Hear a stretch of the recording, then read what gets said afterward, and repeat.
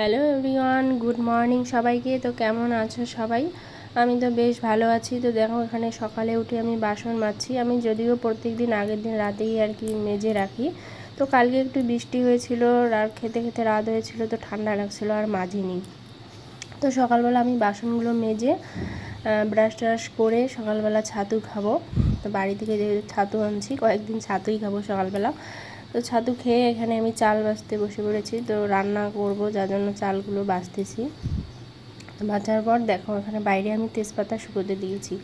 কয়েকদিন হলো আনার রোদ ছিল না আর শুকোতে দেওয়াও হয়নি। আর এখানে আমি রান্নাও বসিয়ে দিয়েছি, আলু বেগুনের এই যে সবজি করছি আর ভেন্ডি আলু চচ্চড়ি করব।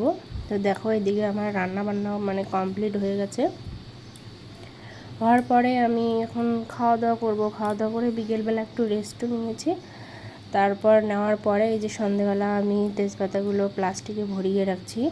আর বাজার থেকে কয়েকদিন হলো আনার ডালটা আর প্লাস্টিকেই পড়েছিল, তো আমি সেটাও ভরিয়ে রাখি। আর দেখো এখন রাত 8টার মতো বাজে।